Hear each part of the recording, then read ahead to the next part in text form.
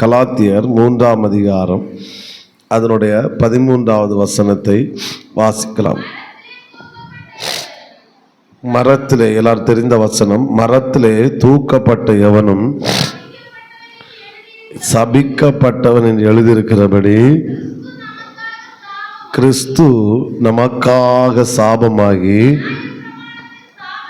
நியாய பிரமாணத்தின் சாபத்திற்கு நம்மை நீங்களாக்கி மீட்டு கொண்டார். சத்தமா ஒரு ஆமென் சொல்லுங்க பார்க்கலாம். இயேசு சிலுவையில் சம்பாதித்தவைகள் இந்த 11 நாட்கள் ஆகிறது. 2 காரியங்களை குறித்து தான் நாம் தியானித்தோம். ஸ்தோத்திரம். முதலாவது ஏதேன் தோட்ட வாழ்க்கை. அதிலே ஒரு 4 அனுபவங்களை, 4 வாழ்க்கையை பார்த்தோம். 2வது சபையை குறித்து, அதை ஒரு 3 நாட்களாக சபையிலே என்ன இருக்கிறது என்பதை குறித்து, அடுத்து 2 சபைகளை குறித்தும், நேற்றைக்கு எருசலேம் சபையை குறித்தும், அதன் பிறகு முந்தைய தினம் என்ன சபை, ஆமேன், அந்தியோக சபையை குறித்தும் தியானிக்க கர்த்தர் கிருபை செய்தார். ஆமேன் சொல்லுங்க பார்க்கலாம். இயேசு சிலுவையிலே மரித்து சம்பாதிச்ச ஒரு முக்கியமான காரியம் இங்கே வாசித்தோம். நியாய பிரமாணத்தின் சாபத்திற்கு நம்மை நீங்களாக்கி மீட்டு கொண்டார். கிறிஸ்து நமக்காக சாபமாகி நியாய பிரமாணத்தின் சாபத்திற்கு நம்மை நீங்களாக்கி மீட்டு கொண்டார். பாயிண்ட் சொல்லும்படியாக சொன்னால், பிரமாணத்தை இயேசு மாற்றினார். எல்லாரும் சொல்லுங்க இந்த வார்த்தையை. பிரமாணத்தை இயேசு மாற்றினார். இதை குறித்த, இது ரெவலேஷன் அல்ல, இந்த ரெவலேஷன் தான், பட் இது ரிசீவ் பண்ணுற வேர்டு லாஸ்ட்டில் தான் வரும். இதை குறித்து ஒரு அறிவு நமக்கு வேண்டும். அதனால் இன்று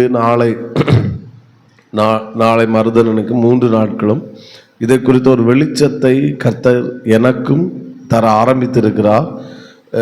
இதை தியானித்து முடியும் போது நல்ல ஒரு வெளிச்சத்தை கர்த்தர் நமக்கு தருவாராக. ஆமென்.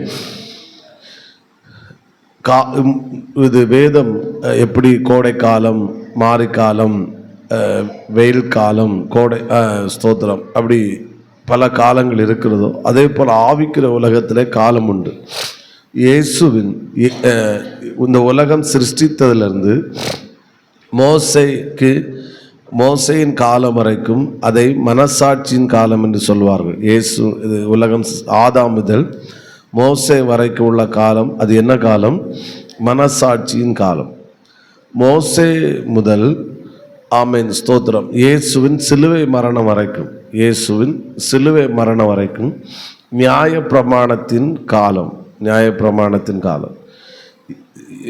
இயேசுவின் சிலுவை மரணத்திலிருந்து இப்போ நம்ம வாழ்ந்து கொண்டிருக்கிற காலம், இயேசுவின் 2ஆம் வருகைக்கு முன்பு வரைக்கும், அது கிருபையின் காலம். கிருபையின் காலம்.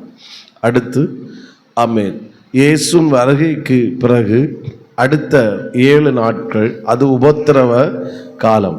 உபத்திரவ காலத்தை 2ஆக பிரிப்பார்கள். ஒன்று ஆமென் உபத்திரவ காலம், இன்னொன்று மகா உபத்திரவ காலம். அது அந்தி கிறிஸ்துவோட ஆட்சியில் இருக்கும். அடுத்து மொத்தம் 4 சொன்ன 5வது ஆமென், அது என்ன சொல்ல, 1000 வருட அரசாட்சியின் காலம். 1000 வருட அரசாட்சியின் காலம். இப்படி ஒரு 5 காலங்கள் ஆவிக்குரிய உலகத்தில் நடந்து கொண்டிருக்கு. இப்போ நம்ம வாழ்கிற காலம் ஆமென் என்ன காலம்? கிருபையின் காலமாக இருக்கிறது. அப்போது இயேசு சிலுவையிலே மரித்த போது என்ன மாறிச்சு என்று சொன்னால், காலமே மாறிவிட்டது. என்ன மாறினது சொல்லுங்க பார்க்கலாம். காலமே மாறிவிட்டது. அதை கொஞ்சம் கூட டீப்பாக சொல்ல போனால், ஆமென், பிரமாணம் மாறினது. எல்லாரும் சொல்லுங்க, என்ன மாறினது? பிரமாணம் மாறினது. பிரமாணம் என்பது நம்ம ரொம்ப முக்கியமான ஒரு காரியம். இப்போ கவனிங்க, நாம் உலக பிரகாரமாய் வாழ்கிறோம். நீங்கள் நான் இந்த 3 நாட்கள் பேசுகிற வார்த்தையை கவனமாய் கேட்கும்படி அன்போடு கேட்கிறேன். நாம் இந்த பூமியில் வாழும்போது நாம் ஒரு பிரமாணத்துக்கு உட்பட்டு இருக்கிறோம். ஒன்று, இந்திய தேசம் என்கிற ஒரு சட்டம் நமக்கு என்ன செய்கிறது? இருக்கிறது. நாம் அந்த பிரமாணத்துக்கு உட்பட்டு தான் நம்ம என்ன செய்து கொண்டிருக்கிறோம்? வாழ்ந்து கொண்டிருக்கிறோம். ஸ்தோத்திரம். அதே போல சொத்து தேசத்தின் ஒரு சட்டம், அப்படி ஒரு பிரமாணம், இந்திய அரசியலமைப்பு சட்டம் அப்படின்னு சொல்லுவாங்க. அப்புறம் நாம் இருக்கிற வீட்டு கூட ஒரு பிரமாணம் என்று ஒன்று இருக்கிறது. அதாவது என்ன, அதில் ஒன்று இடம். உங்கள் வீடு, சிலருக்கு வீடு 5 சென்ட், ஸ்தோத்திரம், 3 சென்ட், 10 சென்ட் அப்படின்னு இருக்கும். அந்த பிரமாணம் இருக்கும். அந்த நீங்கள் இந்த 5 சென்ட்டுக்கு நீங்கள் சொந்தக்காரங்க அப்படின்னு. அப்போ அந்த 5 சென்ட்டுக்குள்ளே தான் நீங்கள் என்ன செஞ்சு கொண்டு இருக்கணும், காம்பவுண்டு கட்டி அதுக்குள்ளே தான் நீங்கள் என்ன செய்ய, அது எனக்கு வீடு அப்படின்னு உரிமை பாராட்டி வாழ்ந்து கொண்டு இருக்கோம். ஸ்தோத்திரம். அப்போ அந்த பிரமாணம் காட்டுது, உங்கள் சொத்து பிரமாணத்தை காட்டு. உங்களுக்கு எத்தனை சென்ட், பிரதர் மணிகண்டன் வீடு 5 சென்ட், ஒரு எக்ஸாம்பிள். அப்போ அந்த பிரமாணத்துக்குள்ளே தான் அவர் என்ன செய்ய, வீடு கட்டுவார். அதுக்குள்ளே என்ன செய்யலாம், அடுத்த காம்பவுண்டு இன்னொருத்தருக்க பிரமாணத்துக்குள்ளே என்ன செய்யுது இருக்கு. பிரமாணம் தான் நம்முடைய வாழ்க்கையை தீர்மானிக்கிறது. ஆமென் சொல்லுங்க பார்க்கலாம். அடுத்து சில இடங்களில் இப்போ நம்ம இந்த ஏரியாவை பொறுத்தளவில் இது நம்ம ஒரு மலை கிராமத்தில் வாழ்கிறோம். இப்போ கீரிப்பாறை எடுத்தால் ஸ்தோத்திரம், மக்கள் பயன்படுத்தி கொள்ளலாம். ஆனால் அதை அவர்களது பொருளாக என்ன செய்ய முடியாது, உரிமை பாராட்டி கொள்ள முடியாது. அந்த லேபர் ஏரியா அப்படின்னு உங்களுக்கு தெரியும், நீங்கள் வாழ்ந்துருக்கீங்க. ஸ்தோத்திரம். அப்போது அது அந்த பிரமாணத்துக்கு உட்பட்டு என்ன செய்கிறது இருக்கிறது. நான் ஒரு முறை வீடு விசிட்டிங் பண்ணுவதற்காக போன போது ஒவ்வொரு வீடுகளை பார்த்தபோது எனக்கு ரொம்ப வருத்தமாக இருந்துச்சு, ரொம்ப சங்கடமாக இருந்துச்சு. அப்போ ஏன் இதை ஆல்ட்ரு பண்ணக்கூடாதா, கொஞ்சம் இது பண்ணக்கூடாதா, வாலிப பிள்ளைங்க வளர்ந்து வர்றாங்களே அப்படின்னு சொல்லும்போது அவங்க சொன்னாங்க, இது எங்களுடைய கட்டுப்பாட்டுக்குள்ள, இது நாங்கள் வேலை செய்கிற வரைக்கும் இங்கே என்ன செஞ்சுக்கலாம், இருந்துக்கலாம், ஆல்ட்ரு பண்ணுவதுக்கு எங்களுக்கு உரிமை கிடையாது. சோத்திரம் அப்படின்றாங்க. அப்போ அப்படி ஒரு பிரமாணம் இருக்குது. அதுக்குள்ளே இருந்துட்டு தான் அவங்களால எந்த வேணாலும் செய்ய முடியுமோ ஒழிய அதுக்கு மேலே ஒன்றும் செய்ய முடியாது. அப்படியே இங்கே வரும்போது சில இடங்கள் பட்டா இல்லாத வீடு இடங்கள் உண்டு.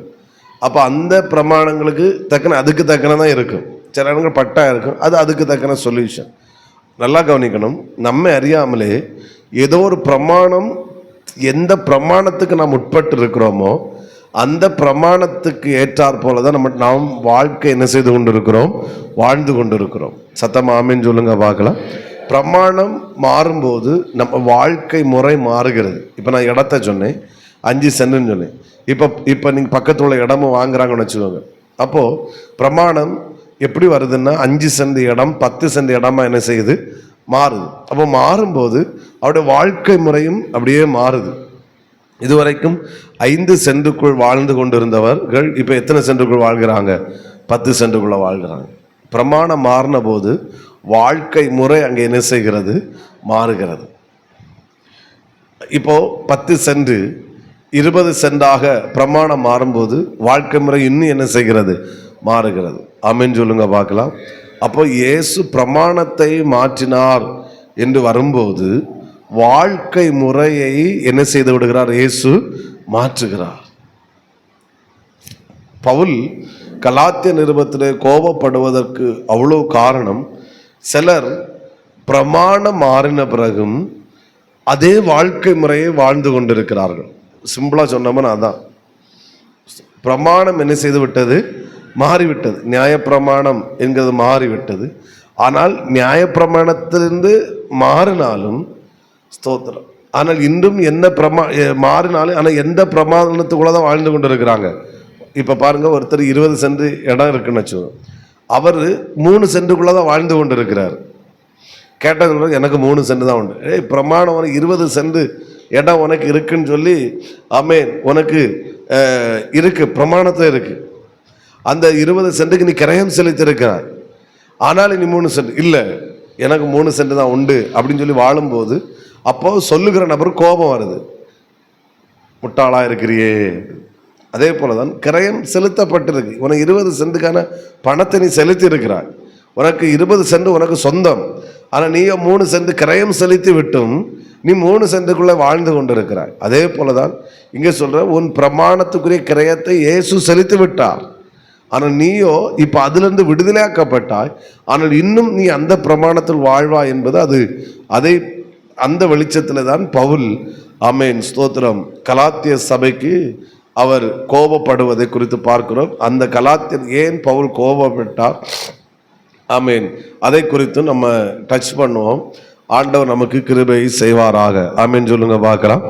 ஆமேன். இந்த பிரமாணத்தை குறித்து பவுல் சொல்லுகிற வார்த்தை ஒருமுறை கூட 13ஆம் வசனத்தை வாசியுங்கள். எவனும் எழுதியிருக்கிறபடி சாபமாகி, ஆமேன், நியாய பிரமாணத்தின் சாபம். அப்படின்னா அந்த நியாய பிரமாணத்தை பவுல் எப்படி சொல்லுகிறான், இது ஒரு சாபமான பிரமாணம் என்று, நியாய பிரமாணத்தின் சாபத்தின் என்று கர்த்தர் நம்மை நீங்களாக்கி விட்டார். ஆமேன். அந்த நியாய பிரமாணம் அந்த சாபத்தின் கர்த்தரே சாபமாகி, ஆமேன், ஸ்தோத்திரம், கிறிஸ்து நமக்காக சாபமாகி அந்த இதிலிருந்து நம்ம மீட்டார். சத்தமா ஒரு அல்லேலூயா சொல்லுங்க பார்க்கலாம். நான் இதுவரைக்கும் பேசினால உங்களுக்கு ஒரு சின்ன ஒரு ஐடியா கிடைச்சிருக்கு. என்னன்னா, நான் பிரமாணத்துக்கு உட்பட்டு என்ன செய்து கொண்டிருக்கிறேன், வாழ்ந்து கொண்டிருக்கிறேன். எந்த பிரமாணம் என்னை ஆளுகை செய்கிறதோ அந்த பிரமாணத்துக்கு ஏற்றார் போல் தான் என் வாழ்க்கை என்ன செய்யும் இருக்கும். சொல்லுங்க இந்த வார்த்தை. நான் எந்த பிரமாணத்துக்கு உட்பட்டு இருக்கிறேனோ, வெரி குட், எந்த பிரமாணம் என்னை ஆளுகை செய்கிறதோ அதற்கேற்றார் போல்தான் என் வாழ்க்கை இருக்கும். இப்போ வெளிநாட்டில் பார்த்தீங்கன்னா பிரமாணம் மாறுது, சட்டம் மாறுது. சில இந்தியாவில் வந்துட்டு இருக்கு, பல மாவட்டங்களில் ஹோமோசெக்ஸ் ஓரண சேர்க்கை பாவம் இல்லை என்று அங்கே பிரமாணம் இருக்கு. அப்போ அவங்க அதை வாழ்கிறாங்க. ஸ்தோத்திரம். இப்படி அங்கே பிரமாணம் மாறுது. இப்போ துபாய் அந்த அரபி கண்ட்ரிஸ்லாம் பார்க்கும்போது அங்கே பிரமாணம் ரொம்ப ஸ்ட்ராங்கு. ஸ்தோத்திரம். ஒருவன் கற்பழித்தான் என்றால் அவனை ஊரில் கொண்டு வந்து, நான் இப்படி சொன்னாங்க, ஒரு பெரிய டார்ப்பை விரிப்பாங்க. ஸ்தோத்திரம். அப்படி ஒருத்தர் கேட்ட டார்ப்பை விரிப்பாங்க, அவனை அந்த ஜங்ஷன் மக்கள் கூடுகிற இடத்துல கொண்டு வருவாங்க, அதுக்கு மேலே நிப்பாட்டுவாங்க. ஸ்தோத்திரம். மக்கள் பார்க்கத்தக்க அளவில் ஒன்று சுட்டு கொள்ளுவாங்க, இல்லைன்னா அந்த தண்டனை கொடுப்பாங்க. அதுக்கப்புறம் என்ன செய்வாங்கன்னா வண்டியில் எடுத்து கொண்டு போயிடுவாங்க. நான் கேட்டேன், ஏன் பப்ளிக்கில் இப்படி வச்சு செய்கிறாங்கன்னு. அப்போது அவங்க எது காட்டுறாங்கன்னா, இப்படி செஞ்சால், இப்படி நீயும் இதே போல் செஞ்சால் உனக்கு இந்த பனிஷ்மெண்ட் என்ன செய்யும் அப்படின்றதுக்காக செய்கிறாங்க. அப்போது ஒவ்வொரு தேசம் மாறும்போது பிரமாணம் மாறுது. இப்போ அதே நபர் இந்தியாவுக்கு வந்துட்டார்னா அவர் என்ன செய்கிறார், விடுதலையாக்கப்படுகிறார். ஏன் விடுதலைன்னா, அவர் பிரமாணத்திலிருந்து ஒரு பிரமாணத்திலிருந்து இன்னொரு பிரமாணத்தை அவர் என்ன செஞ்சிட்டாரு, வருகிறாரு. அப்போ அதற்கேற்றார் போல அவருடைய வாழ்க்கை என்ன செய்கிறது இருக்கிறது. அப்போ இயேசு சிலுவையில் எதை சம்பாதிச்சார்னா, பிரமாணத்தை அவர் என்ன செய்தார், மாற்றினார். ஆமென் சொல்லுங்க பார்க்கலாம். என்ன பிரமாணம்? நியாய பிரமாணத்தை அவர் ஏற்றுக்கொண்டு கிருபையின் பிரமாணத்தை நம்முடைய கரத்தில் என்ன செய்தார், கொடுத்தார். அதான் இயேசு சிலுவையில் சம்பாதித்தது. இதை குறித்து நம்ம விளக்கமாய் தியானிக்கலாம். ஆண்டவர் மகிமைப்படுத்துவோம். ஹல்லேலூயா. இனி இந்த புதிய பிரமாணம், அதற்கு என்னென்ன பெயர்கள் கொடுக்கப்பட்டிருக்கு, ஒரு 5 பெயர்களை நான் சொல்கிறேன். அடுத்து நியாய பிரமாணத்தை குறித்து சில காரியங்களை சொல்லுகிறேன். அதுக்கப்புறம் ஏன் நியாய பிரமாணத்துக்கு இயேசு சிலுவையில் மறிக்கணுமா, அது ஒரு டாபிக். ஓகே, நம்ம எல்லாம் வரிசையாக பார்ப்போம். சத்தமாக ஆண்டவர் மகிமைப்படுத்துவோம். அல்லேலூயா. ரோமர் 3ஆம் அதிகாரம் அதனுடைய 27வது வசனம். வேகமாய் சில வசனங்களை வாசிக்கணும். ரோமருக்குள்ளே தான் இருப்பேன். ஆமாம். ரோமர் 3:27.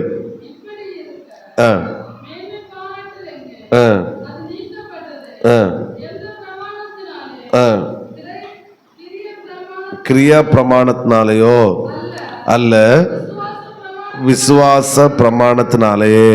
ஆமென் சொல்லுங்க பார்க்கலாம். ஸ்தோத்திரம். இந்த நியாய பிரமாணத்துக்கு சில பெயர்கள் இருக்கிறது. ஒன்று இங்கே நான் வாசித்தோம், கிரியா பிரமாணம். கிரியா பிரமாணத்தினாலேயோ அல்ல. அடுத்து விசுவாச பிரமாணத்தினாலேயே. ஆண்டவர் மகிமைப்படுத்துவோம். அல்லேலூயா. சரி, நான் நியாய பிரமாணம் அதுக்கு பேர் நமக்கு, நான் அதுக்குள்ளே போகலை. ஸ்தோத்திரம். ஏன்னா சும்மா வேணாம் எழுதுங்கன்னு நியாய பிரமாணத்துக்கு உள்ள ஒரு பேர் ஒன்று கிரியா பிரமாணம். ஆனால் கிருபையின் பிரமாணத்துக்கு கொடுக்கப்பட்ட பெயர்கள் ஒரு முதல் பெயர் விசுவாச பிரமாணம். எல்லாரும் சொல்லுங்க, என்ன பிரமாணம்? சத்தமா சொல்லுங்க. விசுவாச பிரமாணம். ஆமென் சொல்லுவோமா? ஹல்லேலூயா. இது ஒரு பெரிய சத்தியம். என்ன சொல்ல, ஒரு 500 பேருக்காவது பேச வேண்டிய சத்தியம். கண்டிப்பாக இந்த வெளிச்சத்தை திறந்து நம்மளை பேச வைக்கிறார். இன்னும் ஆண்டவர் அனுமதிக்கும் போது இந்த வெளிச்சத்தை இன்னும் கர்த்தர் பேச வைப்பாராக. ஆமென் சொல்லுவோம். ஹல்லேலூயா.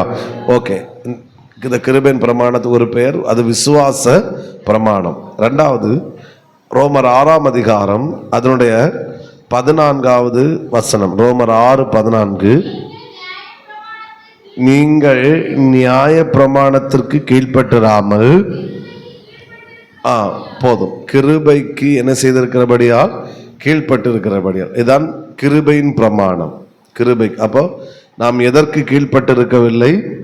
நியாய பிரமாணத்துக்கு அதாவது நியாய பிரமாணம் நீங்க உங்களை ஆளுகை செய்யல. ரோமர்களுக்கு பவுல் எழுதின நிருபந்தான். ஒரு தேவ மனிதர் இப்படி சொன்னார், ரோமர் நிருபத்தை ஒருவன் புரிந்து கொள்வான் என்றால் அவன் ஸ்தோத்திரம் அவன் ஒரு தேவ பிள்ளையாக இந்த உலகத்தில் அவனால் வாழ முடியும் அப்படின்னு. ஸ்தோத்திரம். ஒருத்தட்ட பேசிட்டு எப்படி சொன்னார், ரோமர் நிருபத்தை எல்லாராலும் எடுத்து பிரசங்கம் பண்ண முடியாது அப்படின்னார். உண்மை. ஸ்தோத்திரம். நமக்கு அந்த ஒரு வெளிச்சம் அவனோடு கனெக்ட் ஆகி ஒரு வெளிச்சம் இருந்தால் மட்டும்தான் ரோமர் கழுத நிருபத்தை பேச முடியும். ஆண்டவர் மகிமைப்படுத்துவோம். ஹல்லேலூயா. இந்த ஞானிகளுக்கு பேசுகிறதாக்கும் இந்த நிருபம். அப்போ ஓகே, இங்கே கவனிக்கிறோம். ஒன்று விசுவாச பிரமாணம், ரெண்டாவது என்ன பெயர்? கிருபையின் பிரமாணம். சத்தமா ஒரு வழியிலே சொல்லுங்க பார்க்கலாம். ரோமர் 8ஆம் அதிகாரம் அதனுடைய 2வது வசனத்தை வாசிக்கலாம். ரோமர் 8:2. ஜீவனுடைய என்ன பிரமாணம்? ஆவியின் பிரமாணம். ஸ்தோத்திரம். சத்தமா ஆண்டவரை மகிமைப்படுத்துவோம். ஹல்லேலூயா. ஆமென். ஸ்தோத்திரம். 4வது ஒரு பெயர் அது கூட சேர்த்துக்கோங்க.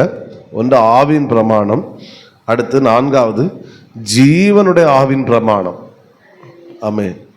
அப்போ இந்த பிரமாணத்திலே இந்த கிருபையின் பிரமாணம், ஆவின் பிரமாணம், விசுவாச பிரமாணம், ஜீவனுடைய ஆவின் பிரமாணம், இதுல என்ன இருக்கிறது என்றால் ஜீவன் இருக்கிறது. சொல்லுங்க, என்ன இருக்கிறது? இந்த கிருபையின் பிரமாணத்துக்குள் ஒருவன் வருவான் என்றால் அவனுக்கு வாழ்வு உண்டு. நியாய பிரமாணத்துக்குள் ஒருவன் இருப்பான் என்றால் அவனுக்கு மரணம். அதான் சொல்லுகிறது சாபத்தின் பிரமாணம் என்று நம்ம கலாத்தியர் 3 வாசிக்கிறோம். ஆமென் சொல்லுங்க பார்க்கலாம். ஸ்தோத்திரம். இந்த 2ஆம் வசனத்தில் இருக்கிறது கிறிஸ்து இயேசுவினாலே ஜீவனுடைய ஆவின் பிரமாணம் என்னும், அது என்ன பிரமாணம்? பாவம் மரணம் என்பவர்களின் பிரமாணத்தின் என்ன செய்துட்டு. அப்ப நியாய பிரமாணத்துக்குட்பட்ட ஒருவன் இருக்கிறான் என்றால் அவனுக்கு வாழ்வு இல்லை. ஒரு முறை கூட 2ஆம் வசனத்தை வாசிங்க. ஜீவனுடைய ஆவியின் பிரமாணம் என்னை, அடுத்து பாவம் மரணம் என்னும் பிரமாணத்திலிருந்து என்னை என்ன செய்துட்டு விடுதலை ஆக்கிட்டு. அல்லேலூயா. நீ கிருபையின் பிரமாணத்துக்குள் ஒருவன் வந்தான் என்றால் அவனுக்கு ஜீவன் இருக்கிறது. நியாய பிரமாணத்துக்குள் ஒருவன் என்றால்னா மரணம் இருக்கு. நான் 2 வித்தியாசத்தை பேசுவோம். இப்பவுமே ஒரு 9 பாயிண்ட்டை டைப் பண்ணி வச்சிருக்கேன். மீன் வித்தியாசத்தை பேசுவோம். ஓகே. அப்போ ஸ்தோத்திரம். ஆண்டவர் மகிமைப்படுத்துவோம். ஹல்லேலூயா. ஜீவனின் பிரமாணம், ஆவியின், ஜீவனுடைய ஆவின் பிரமாணம், அடுத்த ஆவியின் பிரமாணம். ஸ்தோத்திரம். 5வது 2 கொரிந்தியர் 3ஆம் அதிகாரம் அதனுடைய 6வது வசனம். 2 கொரிந்தியர் 3ஆம் அதிகாரம் 6ஆம் வசனம். போதும். புது உடன்படிக்கையின் ஊழியக்காரன். பவுல் தன்னை எப்படி சொல்லுகிறார்? நாம் யாரு? புது உடன்படிக்கையின் ஊழியக்காரர்கள். நிறைய இடத்துல இந்த வார்த்தை இருக்கும். புதிய உடன்படிக்கை சபை, புதிய உடன்படிக்கை. அப்போ நாம் யார் என்றால் புது உடன்படிக்கையின் ஊழியக்காரர் அப்படி. அப்போ நம்ம வார்த்தையின்படி சொன்னால் இது என்ன பிரமாணம்? புது உடன்படிக்கையின் பிரமாணம். ஆமே. அப்போ நம்ம வேற ஒரு உடன்படிக்கைக்கு உட்பட்டவர்களாக இருந்தோம். ஆனால் இன்றைக்கு நாங்கள் எந்த ஊழியக்காரர்களாக வந்திருக்கிறோம்? புதிய உடன்படிக்கையின் ஊழியக்காரர்கள். அவரே எங்களை தகுதியாக்கினார். ஸ்தோத்திரம். சத்தமா ஒரு அலையிலே சொல்லுங்க பார்க்கலாம். இன்னும் சத்தத்தை உயர்த்தி ஹல்லேலூயா. ஆமென். இன்னும் சத்தமாய் ஹல்லேலூயா. ஆமென். புது உடன்படிக்கையின் ஊழியர். நான் உங்களை பார்த்து சொன்னேன், நம்ம எந்த உடன்படிக்கைக்கு உட்பட்டு இருக்கிறோம் என்றால் சொல்லுங்க, புதிய உடன்படிக்கைக்கு உட்பட்டு இருக்கிறோம். நாம் புது உடன்படிக்கையின் ஊழியக்காரர்கள். இன்னைக்கு ஆமென், ஸ்தோத்திரம். நாம் பெந்தெகோஸ்தே அனுபவத்தில் வந்தாலும், கிருபையின் பிரமாணத்துக்கு உட்பட்டு இருந்தாலும், ஸ்தோத்திரம், நம்மை ஏதோ ஒரு விதத்தில் நியாயப்பிரமாணம் ஆளுகை செய்து கொண்டிருக்கிறது. நியாயப்பிரமாணம் ஆளுகை செய்கிறது, அல்லது நியாயப்பிரமாணத்தின் ஆளுகைக்கு உட்பட்டு இருக்கிற வரையிலும் நம்மளால என்ன சொல்ல, இதிலிருந்து வெளியே வர முடியல. அப்போ நமக்குள்ள சேஞ்ச் எதில் ஆகுன்னா, நாம் நியாயப்பிரமாணம் என்கிற அந்த ஆளுகையிலிருந்து இப்போ 5 வார்த்தை சொன்னோம், ஜீவனின் பிரமாணம், ஆவி, இந்த பிரமாணத்துடைய ஆளுகைக்குள் நாம் என்ன செய்ய வேண்டும், வர வேண்டும்.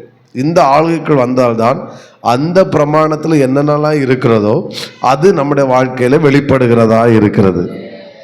புரிஞ்சு கொண்டவங்க சத்தமாக ஒரு அலையிலேயே சொல்லுங்க பார்க்கலாம். இன்னும் சத்தமாக ஹல்லேலூயா. ஓகே, 5 பேரை சொன்னேன். 2வது தலைப்பு நியாயப்பிரமாணம் என்றால் என்ன, அல்லது நியாயப்பிரமாணத்தை குறித்து அப்படின்னு போல. நியாயப்பிரமாணம் என்றால் நியாயப்பிரமாணத்தை குறித்து இது ஒரு ஸ்டடியாக போகிறனால நான் இது நம்ம தெளிவாய் ஆண்டவர் தியானிக்க கர்த்தர் கிருபை செய்வாராக. ஆமென் சொல்லுங்க பார்க்கலாம். ஓகே, நம்ம நியாயப்பிரமாணத்தை நம்ம மோசமாகவும் எடுக்கக்கூடாது. சாபத்தின் பிரமாணம் என்று வந்தது, மரணத்தின் பிரமாணம் என்று கூட வருகிறது, கிரிய பிரமாணம் என்று வருகிறது. அப்போ அது ஏதோ ஒரு, அதனால் அது மோசம் அப்படின்னு கிடையாது. ஏன்னா நியாயப்பிரமாணத்தை கொடுத்ததே கர்த்தராக்கும். மோசையை சீனாய் மலையில் வர வைத்து நியாயப்பிரமாணத்தை கொடுத்தது யாரு? கர்த்தர். அப்போ தப்பான ஒன்றை தேவன் கொடுத்தாரா என்று நமக்கு கணிப்பு வரும். அதனால தான் அதை குறித்து சில வார்த்தைகளை வேதம் என்ன சொல்லுகிறது, விசேஷமாக ரோமர் என்ன சொல்லுகிறது, முதலாவது வாசிப்போம். நியாயப்பிரமாணம் என்பது என்ன, அல்லது நியாயப்பிரமாணத்துக்கு ரோமர் 7ஆம் அதிகாரம் அதனுடைய 7வது வசனத்தை வாசிக்கலாம். ரோமர் 7:7. ஆகையால் என்ன சொல்லுவோம், நியாயப்பிரமாணம் பாவமோ? அல்லவே. பாவம் இன்னது, நல்லா கவனிங்க அந்த வார்த்தை, பாவம் இன்னதென்று நியாய பிரமாணத்தினால் நான் அறிந்தேனே அன்றி அறியவில்லை என்று நியாய பிரமாணம் சொல்லாதிருந்தால் இச்சை பாவம் என்று நான் என்ன செய்யாமல் இருப்பேனே, அறியாமல் இருப்பேனே. ஸ்தோத்திரம். இப்போ நியாயப்பிரமாணம் என்பது என்னவென்ன, நம்பர் 1, பாவத்தை அறிகிற அறிவு நியாயப்பிரமாணத்தினால் உண்டாகிறது. எது பாவம், எது சாபம், இது செய்யக்கூடாது, இது செய்யணும் அப்படின்றது எது நமக்கு போதிக்கிறது? நியாயப்பிரமாணம். புரிஞ்சவங்க? அப்போ நியாயப்பிரமாணம் பாவம் கிடையாது. பாவம் சத்தமாக ஒரு அலையிலே சொல்லுவோம். ஆமென். அப்போ விபச்சாரம் செய்யாதிருப்பாயாக. அப்போ அவனுக்கு தெரியுது விபச்சாரம் செய்வது பாவம். கொலை செய்யாதிருப்பாயாக. அப்போ என்ன தெரியுது? கொலை செய்வது பாவம். களவு செய்யாதிருப்பாயாக. அப்போ அது என்ன சொல்லுது? களவு செய்வது பாவம். இச்சியாதிருப்பாயாக. ஆமென். ஒரு வார்த்தை நான் சொல்லுகிறேன், பாவத்தை குறித்த அறிவை தான் நியாயப்பிரமாணம் சொல்லுகிறதே ஒழிய நியாயப்பிரமாணம் எந்த மனுஷனையும் நீதிமானாய் மாற்றாது. அல்லேலூயா. நியாயப்பிரமாணம் மனிதன் என்ன செய்யாது? நீதிமானாய் மாற்றாது. ஸ்தோத்திரம். ரோமர் 3ஆம் அதிகாரம் அதனுடைய 20வது வசனத்தை வாசிக்கலாம். ரோமர் 3:20. இப்படி இருக்க, பார்த்தீங்களா, இந்த வசனத்தில் தெளிவாக இருக்குது. பாவத்தை அறிகிற அறிவு நியாயப்பிரமாணத்தினால் போதும். அப்போ முதல்ல அப்போ நமக்கு நியாயப்பிரமாணம் எதை நமக்கு கற்றுக் கொடுக்கிறது? எது பாவம் என்று நமக்கு நியாயப்பிரமாணம் என்ன செய்கிறது? சொல்லிக் கொடு. அதனால நியாயப்பிரமாணம் தேவை. எதற்கு தேவை? ஆமென். நான் எது பாவம் என்பதை சொல்லிக் கொடுக்கிறதான் என்னது? நியாயப்பிரமாணம். ஆனால் எந்த மனுஷனும் நியாயப்பிரமாணத்தின் கிரியைகளினாலே தேவனுக்கு முன்பாக நீதிமானாக்கப்படுவது இல்லை. அப்போ நியாயப்பிரமாணம் தேவனை குறித்த அறிவுதான் உண்டாக்குறதே ஒழிய அந்த நியாயப்பிரமாணம் எந்த மனுஷனை என்ன ஆக்காது? நீதிமான் ஆக்காது. நான் ஓப்பனாக சொல்கிறேன், நியாயப்பிரமாணத்தை கை கொள்ளுகிறதுனால ஒருவனும் நீதிமான் ஆக்கப்பட முடியாது என்று வேதம் சொல்லுகிறது. ஆமென். அப்போ எது நீதிமானாக்குறது? இயேசுடைய ரத்தம், வசனம். அதை நம்ம அப்புறம் பேசுவோம். சத்தமாக ஒரு அழிலியை சொல்லுங்க பார்க்கலாம். அப்போ நியாயப்பிரமாணத்தை நான் வாசிக்கும் போது, நியாயப்பிரமாணம் நமக்கு தெரியும் போது நம்ம என்ன போதிக்கிறது? நியாயப்பிரமாணம் பாவத்தை அறிகிற அறிவை நமக்கு என்ன செய்கிறது? சொல்லுகிறது. அதாவது இப்படி சொல்லலாம், ஒரே வார்த்தையில் சொல்ல போனால் இப்படி சொல்லுவாங்க, நியாயப்பிரமாணம் என்பது ஒரு ஸ்கேனிங் சென்டர். நியாயப்பிரமாணம் என்பது என்னது? Scanning centre, but not healing centre. அது குணமாக்காது. பட்டு இப்போ ஸ்கேனிங் உள்ள போனால் வயிற்றில் கட்டி இருக்குது, என்ன இருக்குது, என்ன வியாதி அப்படின்னு ஸ்கேன் பண்ணி காட்டும். ஆனால் ஸ்கேனிங் சென்டரில் போய் ஹீலிங் பண்ண முடியாது. அப்புறம் இந்த இது மாறணும்னா ஆப்ரேஷன் தியேட்டருக்கு போகணும். அங்கே போய் ஆப்ரேஷன் பண்ணி என்ன செய்வாங்க? எடுப்பாங்க. திரும்பவும் நான் ஒரு காரியத்தை இங்கே பதிவிடுகிறேன். நியாயப்பிரமாணத்தை கை கொள்வதனால் ஒருவனும் நீதிமானாக்கப்படுவது கிடையாது. ஆமென் சொல்லுங்க பார்க்கலாம். அப்ப நியாயப்பிரமாணம் எதை காட்டுகிறது என்றால், நியாயப்பிரமாணம் எது பாவம் என்கிற அறிவை நமக்கு என்ன செய்கிறது? சொல்லிக் கொடுக்கிறது. புரிஞ்சவங்க சத்தமா ஒரு அலையிலேயே சொல்லுங்க பார்க்கலாம். ஆமென். அப்ப அது நியாயப்பிரமாணம் வேணுமா? வேணும். எதற்காக வேண்டும்? எது பாவம் என்கிற அறிவை உருவாக்குவதற்கு நியாயப்பிரமாணம். ஸ்கேனிங் சென்டர் வேணுமா? கண்டிப்பா வேணும். அது எதற்காட்டு? நீ யார்? உனக்குள் என்ன வியாதி இருக்கு? உனக்குள் என்ன பாதிப்பு இருக்கிறது? உனக்குள் என்ன கட்டி இருக்குது? இல்லைன்னா என்ன இது இருக்கு? அதை ஸ்கேன் பண்ணி காட்டுவது ஸ்கேனிங் சென்டர். அங்கே போயிட்டு தான் அடுத்து எங்கே போவான்? ஹீலிங் சென்டர், டாக்டர்கிட்ட போவான். அடுத்து மருந்து கொடுப்பார். இது மருந்தில் குணமாக்க முடியுமா அப்படி இப்படின்னு சொல்லி இது பண்ணுவாங்க. சத்தத்தை ஒரு அலையிலேயே சொல்லுங்க பார்க்கலாம். திரும்பவும் சொல்கிறேன், நியாயப்பிரமாணம் என்பது பாவத்தை ஸ்தோத்திரம் பாவத்தை அறிகிற அறிவு நியாயப்பிரமாணத்தினால் என்ன செய்கிறது? உண்டாகிறது. ஆமேன் சொல்லுங்க பார்க்கலாம். ஆமேன். அந்த தெளிவை நாம் புரிஞ்சு. ரெண்டாவது, நியாயப்பிரமாணம் என்பது ரோமர்கள் நிருபம் 7ஆம் அதிகாரம் அதனுடைய 12வது வசனத்தை வாசிக்கலாம். ரோமர் 7ஆம் அதிகாரம் 12வது வசனம். ஆகையால் நியாயப்பிரமாணம் பரிசுத்தம் உள்ளதுதான். போதும் போதும் போதும். நியாயப்பிரமாணம் எப்படிப்பட்டது? பரிசுத்தம் உள்ளது.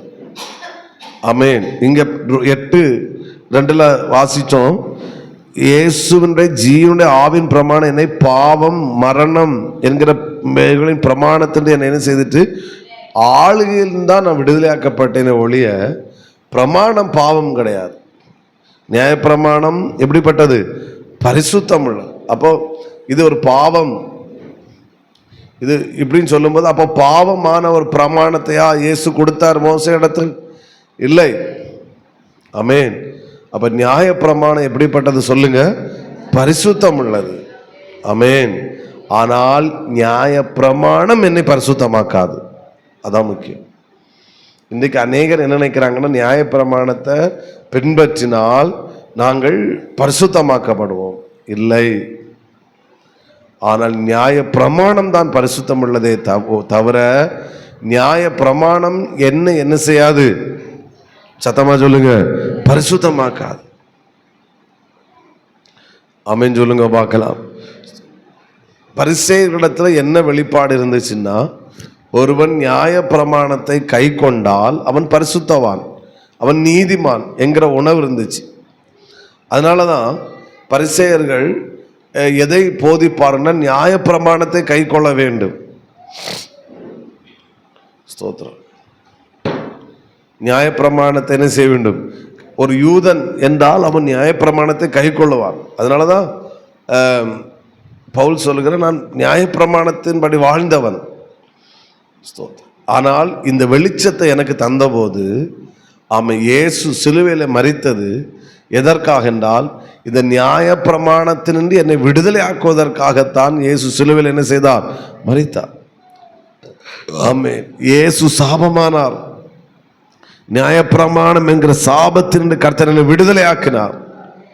அல்லேலூயா, ஆமென். நியாயப்பிரமாணத்தை குறித்து அறிவு வேண்டும். நியாயப்பிரமாணம் பரிசுத்தம் உள்ளது. ஆனால் நியாயப்பிரமாணம் என்னை பரிசுத்தமாக்காது. என்னை பரிசுத்தமாக்க வேண்டும் என்றால் இயேசுடைய ரத்தம் தான் என்னை நீதி பரிசுத்தமாக்க. ஆமென். அவருடைய வசனம் தான் என்னை பரிசுத்தமாக்க. அவரை நான் விசுவாசிக்க தான் நான் பரிசுத்தமாகி கொண்டே இருக்கிறேன். ஆமென். ஏன்னா இன்னைக்கு அநேகருக்குள் என்ன சிந்தை இருக்கிறது என்றால், நியாயப்பிரமாணத்தை பின்பற்றினால் நீதிமானாக்கப்படுவான். நோ, நியாயப்பிரமாணம் பரிசுத்தம் உள்ளது.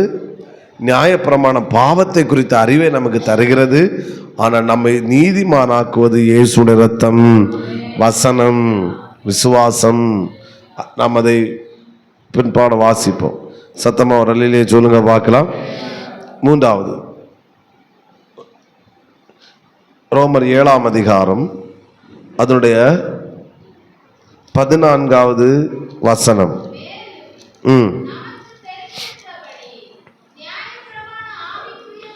போதும். மூன்றாவது, நமக்கு தெரிந்திருக்கிறபடி நியாயப்பிரமாணம் எப்படிப்பட்டதா இருக்கிறது? ஆவிக்குரியதாக இருக்கிறது.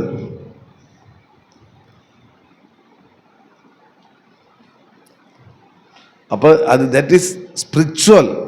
நியாயப்பிரமாணம் என்பது என்னது? ஸ்பிரிச்சுவல். அது ஒரு ஆவிக்குரியது. அது ஏதோ புறக்கணிக்கப்பட்டதோ தேவையற்றதோ அல்லது தேவையில்லை, அது ஒரு ஒரு பாவத்துக்குரியது அல்ல. பவுல் தெளிவாய் சொல்லுகிறார், நாம் தெரிந்திருக்கிறபடி நியாய பிரமாணம் எப்படிப்பட்டதாக இருக்கிறது? ஆவிக்குரியதாக இருக்கிறது. ஆமென். சத்தமா ஒரு அல்லேலூயா சொல்லுங்க பார்க்கலாம். ஏன்னா நியாய பிரமாணத்தை பின்பற்றுகிற அந்த ரோமர்கள் மத்தியில தான் பவுல் இவ்வளோ ஸ்ட்ராங்காக பேசுகிறார். பவுலுக்காய் ஆண்டவரை ஸ்தோத்தரிக்கிறேன். இந்த வெளிச்சத்தை கொடுத்து இவ்வளோ பெரிய வெளிப்பாடை கர்த்தர் நமக்கு கொடுத்திருக்கிறார். நல்லா கவனிங்க. நாம் என்னைக்கோ பேசணும். ஒன்று, ஒரு காரியத்தை கர்த்தர் நமக்கு செய்யணும்னா முதல்ல அதை குறித்த ஒரு அறிவை நமக்கு தருகிறார். ரெண்டாவது, அதை குறித்த ஒரு விருப்பத்தை நமக்கு தருகிறார். மூன்றாவது, அதற்காக ஜெபிக்க வைக்கிறார். நான்காவது, விசுவாசத்தை தருகிறார். ஐந்தாவது தான் அதை நம்ம கையில் என்ன செய்கிறாரு? தருகிறார் என்று நான் முதல் நாளிலே பகல் கூட்டத்தில் முதல் நாளிலே சொன்னேன். இந்த பேதுருவுக்கு ஆண்டவர் சில முறை இந்த டோரை ஓப்பன் பண்ணி விட்டார். ஆனால் பேதுரு அதற்கு இடம் சாய்க்கவில்லை. கொர்நேலி வீட்டில் பேதுருவை ஆண்டவர் அனுப்புகிறார். நான் யார் சொன்னாலுமே சோதரம் பேருக்க மாட்டார் பேதுரு. ஏன்னா விருத்த சேதனம், யூதன், அந்த மைண்டு பேதுருக்குள் அதிகமாக இருந்துச்சு. அதை உடைப்பதற்காகத்தான் ஆண்டவரே சொப்பனத்தில் தரிசனத்தில் பேதுருவோடு என்ன செய்கிறாரு? பேசுகிறார். அவரே சொல்லி காட்டுறார், நாங்கள் யூதனுக்கு மட்டும்தான் ஊழியம் செய்வோம். ஆண்டவர் எனக்கு ஆண்டவர் போச்சனால தான் நான் என்ன செஞ்சேன்? போனேன். இல்லைன்னா நான் வந்திருக்க மாட்டேன். அவன் அங்கே பார்த்து ஆமென் ஊழியம் செய்கிறேன், பிரசங்கம் பண்ணுறேன், பரிசுத்த ஆவியானவர் அவர் மேல் அவங்க மேலே ஊற்றப்படுகிறார். ஒரு அல்லேலூயா சொல்லுங்க பார்க்கலாம். அதை பார்த்து பேதுருவே ஆச்சரியப்படுற. ஓ, அப்போ ஆண்டவர் ஓப்பன் பண்ணுறாரு. டேய் பேதுருவே, நான் உங்களுக்கு மட்டும் தேவன் அல்ல, உங்களுக்கு மட்டும் நான் ரத்தம் சிந்தலை, எல்லா மனு குலத்துக்கும் என்ன செஞ்சிருக்கிறேன்? ரத்தம் சிந்திருக்கிறேன். அவர்களும் என்னை விசுவாசித்தால் அவர்களும் ரட்சிக்கப்படுவார்கள், அவர்களும் பரிசுத்தாவை பெற்றுக்கொள்வார்கள். ஒரு அல்லேலூயா சொல்லுங்க பார்க்கலாம். இதை ஓப்பன் பண்ணி விடுறாரு ஆண்டவர். ஆனால் திரும்பவும் பேதுரு மக்களை பார்த்து, கூட இருக்கிறவங்களை பார்த்து, ஏன்னா அவன் இருக்கிறது எருசலேம், எல்லாரையும் பார்த்து திரும்ப அந்த டோரை பேதுருவே க்ளோஸ் பண்ணுறாரு. எப்படின்னா யூதர்களுக்கு மட்டும், ஆமென், விருத்த சேதனம் உள்ளவர்களுக்கு மட்டும். இந்த டோரை க்ளோஸ் பண்ணுறதுனால ஆண்டவர் பவுலை சூஸ் பண்ணி அவனுக்கு டோரை ஓப்பன் பண்ணி, ஆமென், பவுல் இந்த வெளிப்பாடை பெறும்போது, ஆமென், பவுலுக்கு ஆமென் கண்களை திறக்கிறாரு. அவன் இருதயத்தை திறக்க திறக்க எல்லா வெளிப்பாடுகளையும் கர்த்தர் பவுல் மூலம் சபைகளுக்கு கர்த்தர் அறிவிக்கிறாரு. ஆமென். கலாத்தியர்ல வாசித்தா தெரியும். ஒரு முறை பவுல் சொல்லுவாரு, ஆமென், நான் பேதுருவை முகமுகமாக எதிர்த்தேன். விருத்த சேதன விஷயத்துல தான். நீ எப்படி விருத்த சேதனம் பண்ணணும் என்று எப்படி நீ பிரசங்கம் பண்ணலாம், மக்களை எப்படி நீ கட்டாயப்படுத்தலாம் என்று நான் பேதுருவை எதிர்த்தேன் என்று பவுல் கலாத்தியருக்கு சொல்லுவார். ஒரு அலையிலேயே சொல்லுங்க பார்க்கலாம் சத்தமாக. ஹல்லேலூயா. அப்போ மூன்றாவது நியாய பிரமாணம் எப்படிப்பட்டது? ஆவிக்குரியதாக இருக்கிறது. ஆமென். நம்ம ரெவலேஷன் பேசுகிற சபையாக்கும் நம்ம ஹல்லேலூயா அப்படின்னு போடுற பட்டு இது இந்த அறிவு நமக்கு கண்டிப்பாக என்ன செய்யணும்? வேண்டும். அதனால தான் இது அப்படி கொஞ்சம் உறங்கி நம்ம 1-2 பேர் உறக்கம் வரல. ஸோ ஒன்று அல்லான மாதிரி தெரியலாம், ஆனால் இது முக்கியமான ஒரு காரியம். ஹல்லேலூயா. ஏன்னா ஆண்டவர் பிரமாணத்தையே சிலுவையில் என்ன செஞ்சாரு? மாற்றிட்டார். சத்தமாக ஒரு அல்லேலூயா சொல்லுங்க. ஆமாம். ஒன்று கூட சொல்லிட்டு நான் முடிக்கிறேன். பிரைஸ் சொல்லார். அடுத்து நாளைக்கு ஏன் இயேசு நியாய பிரமாணத்துக்கு ஏன் மரிச்சார்? இவ்வளோ அது ஆவிக்குரியதானே, பரிசுத்தம் உள்ளதானே. வேற என்ன முதல்ல என்ன பார்த்தோம்? ஆமே, பாவத்தை குறித்த அறிவு என்ன செய்கிறது உண்டா? இதெல்லாம் இருக்கு. அப்போ இதுக்காக ஏன் இயேசு மரிக்கணுமா? சத்தமாக ஒரு அலையிலேயே சொல்லுங்க பார்க்கலாம். அதை குறித்தும் பார்த்துட்டு ரெண்டுக்குள்ள வித்தியாசம், நியாயப்பிரமாணத்துக்கும் ஆவின் பிரமாணம், கிருபையின் பிரமாணம், விசுவாச பிரமாணம், ஜீவனின் பிரமாணம், புதிய உடன்படிக்கை பிரமாணம், இவைகளுக்குள்ள வித்தியாசம் என்ன என்று ஒரு 8-9 காரியங்களை சொல்லும்போது இந்த வெளிச்சம் நமக்கு தெளிவாய் கர்த்தர் புரிய வைப்பாராக. ஒரே நோக்கம், நாம் நியாய பிரமாணம் நம்மை ஆளுகை செய்யக்கூடாது, கிருபையின் பிரமாணம் மட்டுமே நம்ம என்ன செய்ய வேண்டும்? ஆளுகை செய்ய வேண்டும். ஆமென் சொல்லுங்க பார்க்கலாம். இதை ஒன்று கூட சொல்லி முடிக்கிறேன். கலாத்தியர் 3ஆம் அதிகாரம் அதனுடைய 24வது வசனம். கலாத்தியர் 3:24.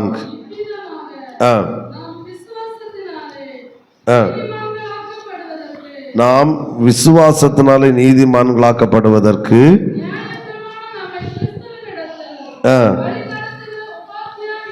நியாய பிரமாணம் கிறிஸ்துவிடத்தில் நம்மை நடத்துகிற உபாத்தியாய் இருக்கிறது. அல்லேலூயா. சத்தமா ஒரு அல்லேலூயா சொல்லுங்க பார்க்கலாம். அப்ப நியாய பிரமாணம் நம்மை குணமாக்கல, நீதிமானாக்கல, மாறாக நியாய பிரமாணம் நம்மை எதற்கு நேராக நடத்துகிறது? தேவனுக்கு நேராக நடத்துகிறது. அப்போ ஸ்கேனிங் சென்று நம்ம காட்டுது, நீ இந்த வியாதியஸ்தான் காட்டிட்டு நம்ம நேராக டாக்டர் இடத்துல அனுப்புகிறது. அங்கே போ, அவர் மருந்து சொல்லுவார், அவர் ஒன்று என்ன செய்வார்? ரெடி ஆக்குவார். ஒரு அலையிலே சொல்லுங்க பார்க்கலாம். அப்போது 4வது நியாயப்பிரமாணம் என்பது என்னை கிறிஸ்துவுக்கு நேராக நடத்துகிற உபாத்தியாக இருக்கிறது, ஒரு வழிகாட்டியாக இருக்கிறது. நியாயப்பிரமாணம் என்னை யாருக்கு நேராக நடத்துகிறது? கிறிஸ்துவுக்கு நேராக நடத்துகிற உபாத்தியாய் இருக்கிறது. சத்தம் ஒரு அலையிலேயே சொல்லுங்க பார்க்கலாம். இந்த சத்தமாக கரங்களை உயர்த்தி ஹல்லேலூயா. அப்போ நியாயப்பிரமாணம் என்னை யாருக்கு நேராக நடத்துகிறது? அப்போ நியாயப்பிரமாணம் தேவையான, கண்டிப்பாக தேவை. ஆனால் எது தேவையில்லை? நியாயப்பிரமாணம் என்னை ஆளுகை செய்யக்கூடாது, அதான் முக்கியம். ஆமென். ஆமென் சொல்லுங்க பார்க்கலாம். அது என்ன ஆளுகை செய்தால் பாவம், அது டேஞ்சர். அப்படியே சொல்லலாம். நியாயப்பிரமாணம் நம்ம ஆளுகை செய்தால் நமக்கு டேஞ்சர். நான் அதை குறித்து நம்ம தியானிப்போம். நியாயப்பிரமாணம் நம்ம ஆளுகை செய்தால் நமக்கு டேஞ்சர். என்னை நியாயப்பிரமாணம் ஆளுகை செய்யக்கூட, கிருபையின் பிரமாணம் ஆளுகை செய்யணும். அதே அப்போது நியாயப்பிரமாணம் என்ன செய்ய வைக்கிறது என்றால், தேவனுக்கு நேராக, கிறிஸ்துவுக்கு நேராக என்ன செய்கிறது? வழி நடத்துகிறது. நியாயப்பிரமாணம் என்ன சொல்லும்? நீ இந்த ஆளு, ஆனால் நீ நீதிமான் ஆவதற்கு எங்கிட்ட வராத, யார்கிட்ட போ? கிறிஸ்துவிட்ட போ, ஆண்டவர்கிட்ட போ, அவரை பின்பற்று. அவர் உன்னை நேர்த்தியாய் குணமாக்குவார், நீதிமானாக்குவார். உன் வாழ்க்கையை அவர் சரிப்படுத்துகிறவராய் இருக்கிறார். புரிஞ்சவங்க சத்தம் ஒரு ஆமென். ஆமென் சொல்லுங்க. நியாயப்பிரமாணம் என்னை கிறிஸ்துவுக்கு நேராக வழி நடத்துகிற உபாத்தியாய் இருக்கிறது. உபாத்தியான என்னது? அந்த இப்போ தடிக்காரங்குணம் ஜங்ஷனை போயிட்டீங்கன்னா, இப்போ உங்களுக்கு தெரியலை, நாகர்கோவிலுக்கு, ஆமென், உங்களுக்கு கீரிப்பாறை போகணும், இப்போ ஜங்ஷனில் நிற்கிறீங்க, இப்போ உங்களுக்கு கீரிப்பாறை போகணும், இப்போ தெரியலை நேராக போனால் கீரிப்பாறை போக முடியுமா, லெஃப்ட்டு கட்டானா கீரிப்பாறை போக முடியுமான்னு உங்களுக்கு தெரியலை. அப்போ அதில் ஒரு போர்டு இருக்குது, லெஃப்ட் சைடு ஒரு போர்டு இருக்குது, நீ இப்படி போனால் எங்கே போகலாம், கீரிப்பாறை போகலாம். அப்போ அந்த வழி, அந்த போர்டு தான் இந்த நியாயப்பிரமாணம். உனக்கு எங்கே போகணும், உனக்கு என்ன செய்யணும், எல்லாவற்றையும் நீ நியாயப்பிரமாணத்திட்ட பார்த்தா அது அப்படி காட்டி தருது. இந்த பக்கம் போ, இந்த பக்கம் போ. நம்மை கிறிஸ்து அண்டை நடத்துகிற உபாத்தியாகத்தான் நியாயப்பிரமாணம் என்ன செய்கிறது இருக்கு. 4 காரியங்களை சொன்னேன். ஒன்று, பாவத்தை அறிகிற அறிவு எதனால் உண்டாகிறது, வெரி குட். ஆனால் நியாயப்பிரமாணம் நம்மை நீதிமான் ஆக்காது. 2வது, ஸ்தோத்திரம், நியாயப்பிரமாணம் பரிசுத்தம் உள்ள, வெரி குட். 3வது, நியாயப்பிரமாணம் ஆவிக்குரியது. 4வது, நியாயப்பிரமாணம் நம்மை கிறிஸ்து அண்டை நடத்துகிற உபாத்தியா என்ன செய்கிறது இருக்கிறது. எல்லாரும் கண்களை மூடுவோம், நாம் ஜெபிப்போம். ஒரு வார்த்தை சொல்லுங்க, இந்த டாபிக் முடிகிற வரையிலும் நம்ம ஜெபிக்கிற வேர்டு என்னன்னா, நியாயப்பிரமாணம் என்னை ஆளுகை செய்யக்கூடாது, ஆவின் பிரமாணம் என்னை ஆளுகை செய்ய வேண்டும். ஆமென். ஏன்னா நியாயப்பிரமாணம் என்னை நீதிமானாய் மாற்றாது. ஹல்லேலூயா. கண்களை மூடுவோம், ஜெபம் சொல்லுங்க. நியாயப்பிரமாணம் ஆளுகை செய்யக்கூடாது, கிருபையின் பிரமாணம் ஆளுகை செய்வதாக. நியாயப்பிரமாணத்தின் ஆளுகைக்கு உட்பட்டவன் நான் அல்ல. ஆமென். கிருபையின் பிரமாணத்தின் ஆளுகைக்கு உட்பட்டவன். ஆமென். ஹல்லேலூயா.